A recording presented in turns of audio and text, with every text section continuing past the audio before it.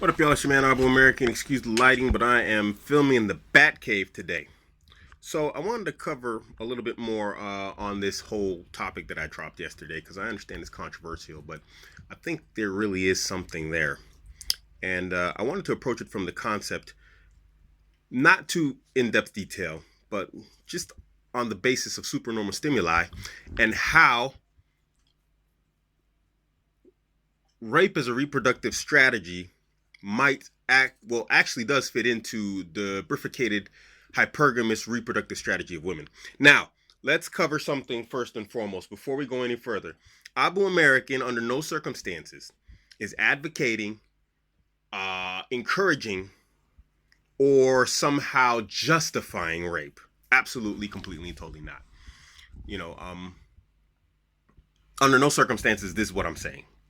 What we are looking at here is the situation of how and why a certain sector of women, not all women, of course, we're not going to go a Walt here, this is true that this is a very specific subset of women who, for some reason, despite understood dangers of going into a particular environment or situation, do it anyway.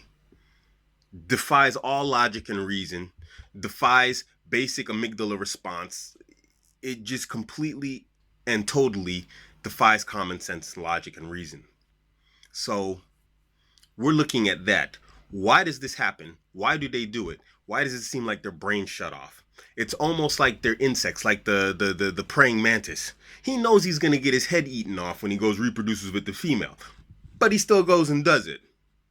Why? Because long term he understands that somewhere subconsciously, if they have a subconscious mantis brain or something, whatever goes on inside little bug heads, it understands that letting her chew his head off and eat his body is beneficial to his offspring, his reproductive, the reproductive success and the success of his offspring continuing further.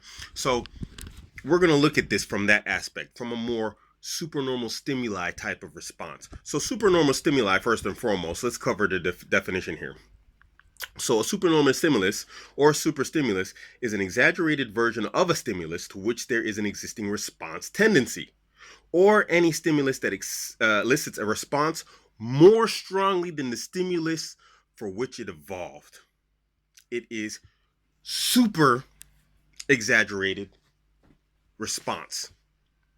So now, I made some notes on this because I made this video before, and I put the good points at the end and I had the crazy points at the beginning. But this was something I was doing on the fly, and so, the ideas were just kind of flowing. So first and foremost, let's look at females. We have to understand and we have to agree, and I think we can all understand and agree, be you male or female, that women are sexual gatekeepers. Sorry. And so what happens is a male approaches, and a female, as the gatekeeper, decides and selects on whatever hypergamous criteria at that time and in her environment, meaning at that time, depending on her age, her ovulation cycle, all of these other factors that play into a woman's reproductive strategies. She decides which man that approaches her gets reproductive access, aka her position is passive. She sits back, she decides who gets reproductive access. That's her job as a gatekeeper. Men, on the contrary, are sexual opportunists, which means we have to actively go out and seek opportunity or create opportunities, aka PUAs, in order to reproduce, which means men are the hunters. Now, within supernormal stimuli, if we look at this, what does this bring you to the conclusion?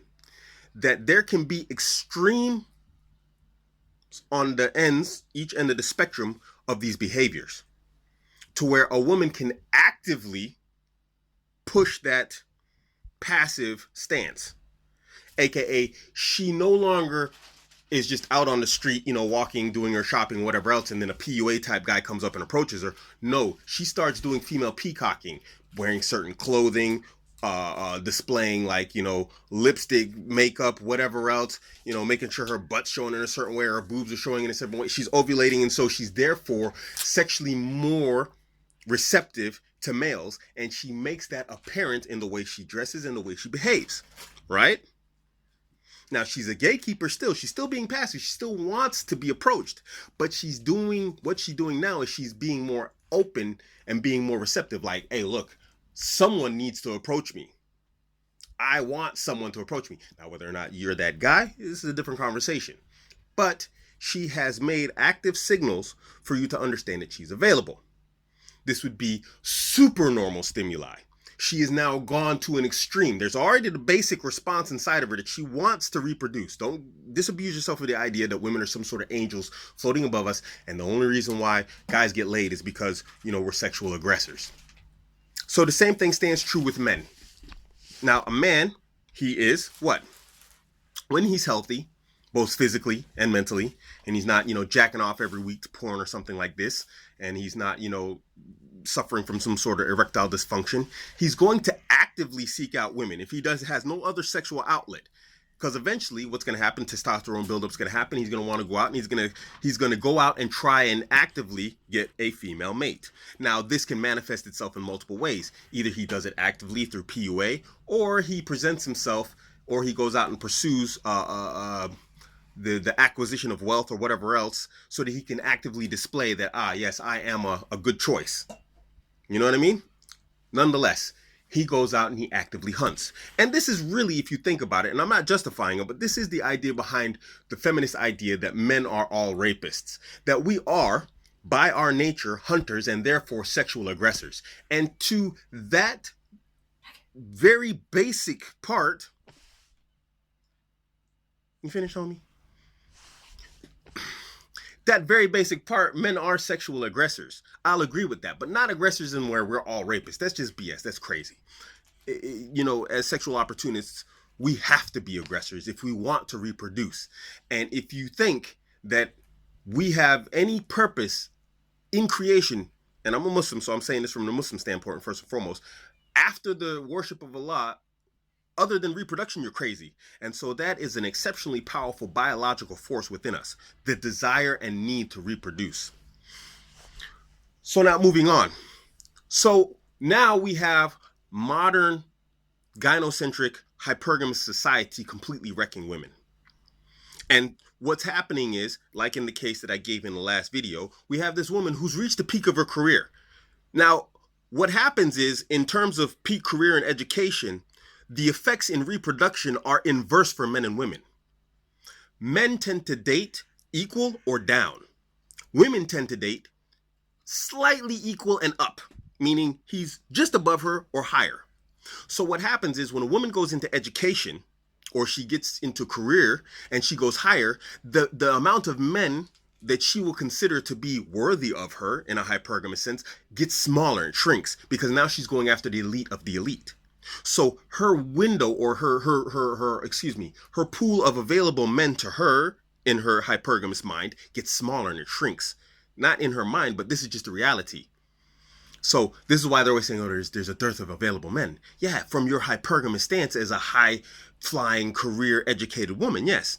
And for men, it's inversely true, because men date what? Equal or down. So the higher he goes, he has all of those women below him available to him. So his pool of available women expands greatly. Now, when you get these older women who have maybe spent their entire, youth, like this lady did, she's 43 years old, educated, whatever else, no kids, not married. She's like up here and she's looking for a mate and she can't find it because hypergamy demands someone equal or higher than her. And she has unintentionally shrank the pool of men available to her. So what does she do? That biological urge is there. And it's like, yo, ma, put a baby in this, crack them eggs right now. So now what does she do? Supernormal stimuli takes over. She goes into hyper gatekeeper mode. I am available. And so what ends up happening is she moves away from the beta bucks ideology, where I need a stable maintainer, because she has money. And men understand this. I know this is slightly off topic, but understand this. The old paradigm of social contract between men and women, it's over. Women don't need you for money anymore. They got money. Even the average woman's got money nowadays. And if she doesn't have money, she can get it from the state. So now you have to offer something different.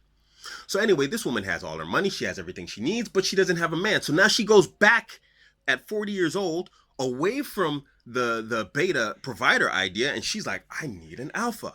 But where is she going to find an alpha? Because all the alphas in her mind, from her high career standpoint and a hypergamous standpoint, it's a small window.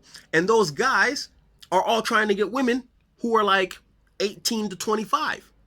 She's 43. And the wall smacked her hard. You saw the picture in the last video.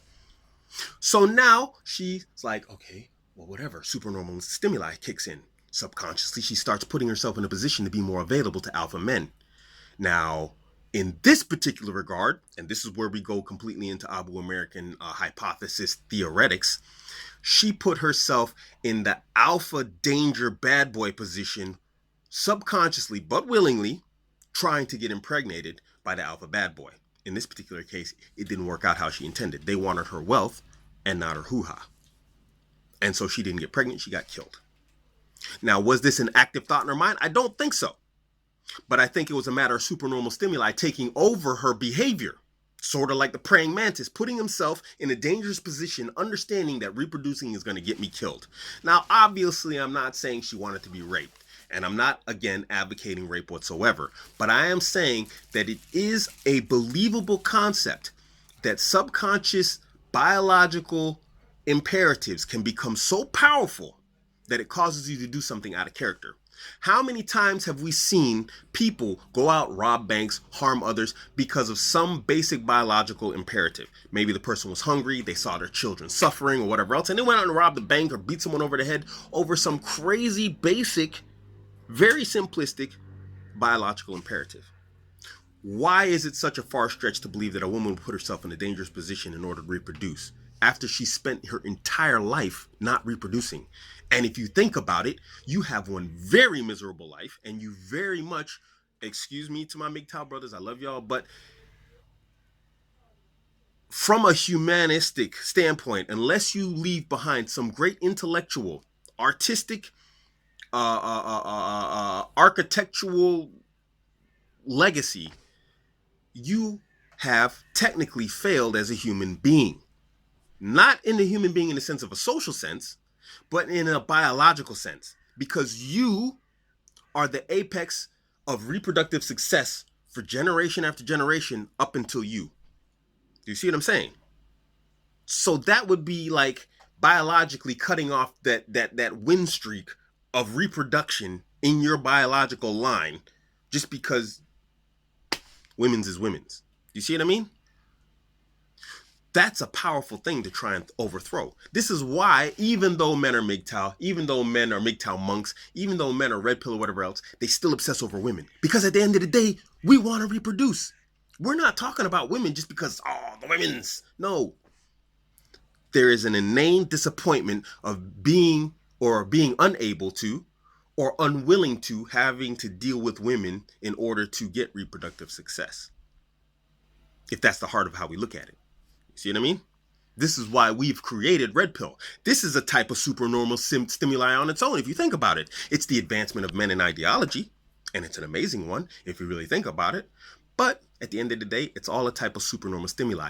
Subconscious, somewhere, a biological imperative has led us to a particular type of behavior. MGTOW, PUA, whatever else. And it's all kind of subconscious. Explain PUA. And I know I'm ranting now, but this is the end part basically where I'm just going to rant now. Explain PUA. It's all about banging women, really. Tell me that's not based off of what? The reproductive desire to actively hunt successfully women.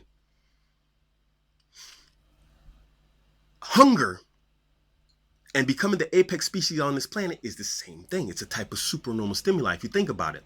The necessity for environmental stability and to be able to, what?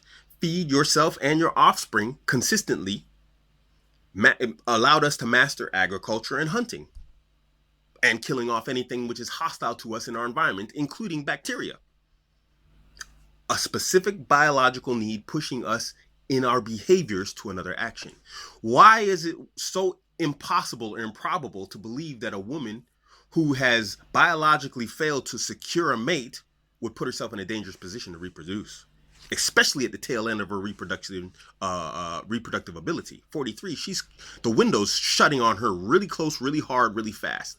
You know, she's menopausal in a matter of years.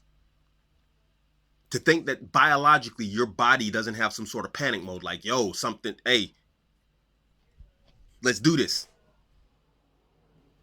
A woman can't fool her body. Men can watch porn and beat off.